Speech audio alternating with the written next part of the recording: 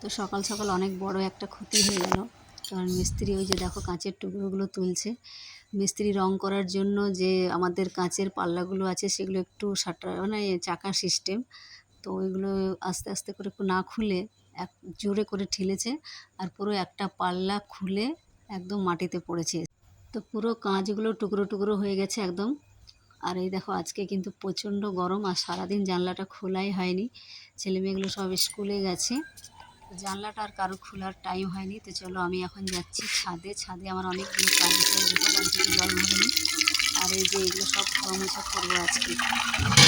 অনেকদিন হয়ে গেছে, চালের ড্রামটাও ধোয়া হয়নি, আর বাসন র্যাক যেটা আছে আমাদের সেটাও মানে নতুন থেকেই রাখাই আছে, আর ধোয়া হয়নি।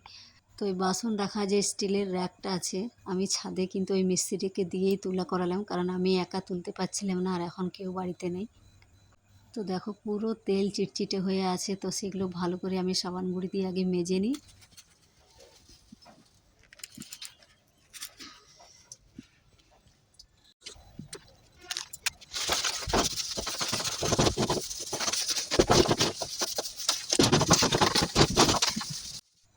তো একদম পুরো মানে স্টিলের তো একটু ভয় লাগছে, কারণ স্টিলের কেটে যায় বেশি।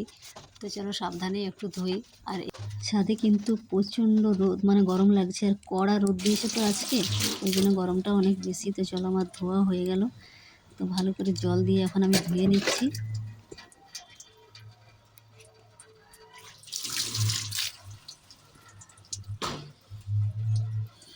আর বাড়িতে কেউ নেই যে আমার ফোনটা ধরবে, ওই জন্য এক হাতে মোবাইল আর এক হাতে ধোয়াধুয়ি করছি, আর তার মধ্যে আমাকে ভিডিও করতে হচ্ছে।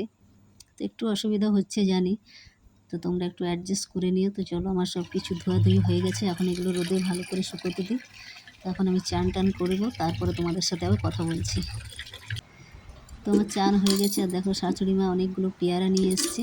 তো পেয়ারাগুলো বেশ ভালো, মানে আমার আবার একটু বর্ষাকালে না পেয়ারা খেতে ভয় লাগে, মানে পোকা বেশি হয়ে থাকে। তো আমি একটু দেখে দেখেই খাই।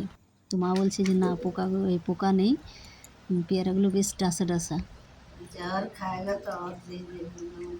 তো আমি একটা শক্ত দেখে পেয়ারা নিলাম, খেয়ে দেখছি না ভালো লেগেছে, মিষ্টি আছে পেয়ারাগুলো।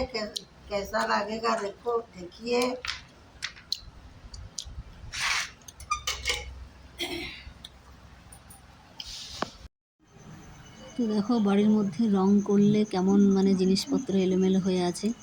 তো যাই হোক রং করে কিন্তু খুবই সুন্দর লাগছে, মানে অনেক দিন আগে রং হয়েছিল। তো রং করা মোটামুটি 7-8 বছর হয়ে গেছে। এই ছেলেটা যখন একদম সবে 8-9 মাস বয়স ছিল তখন রং হয়েছিল। তো যাই হোক তেল চিটগুলো একটু গেল, বেশ ঘরটা ভালো লাগছে, পরিষ্কার হয়েছে। আর দেখো মেয়েটাকে আমি বললাম যে রান্নাঘরটা খালি কর, রান্নাঘরটা কালকে হবে রং। তো বলছে না আমি করব না। তো আমি যেহেতু একটু বকলাম তাই করছে, দেখো কীরকমভাবে। তো দেখো জোর করে কাজ করাচ্ছি বলে কেমন ওই ঘর থেকে বলছে কোথায় রাখবো এগুলো। তখন আমি বললাম যে নিচটাতে রাখ। তো সব রং হয়ে যাওয়ার পর আবার জিনিসপত্র এদিক ওদিক টেনে টুনে রাখতে হবে, মানে চিন্তায় কি বলবো মাথা খারাপ হয়ে যাচ্ছে। তো আজকের মতো সব এগুলো পরিষ্কার করে নিই, আজকে কিছুগুলো করব আর কালকে আবার কিছুগুলো করব। তো সকালবেলাতে একটু টাইম কম হয়, যেহেতু ছেলে মেয়েগুলোর স্কুল থাকে, তো টিফিন ফিফিন বানাতে বানাতে দেরি হয়ে যেত, কিছুটা করে রাখলাম। তো দেখো আমাকে এখন বাদাম খাইয়ে দিচ্ছে আমার ছেলে।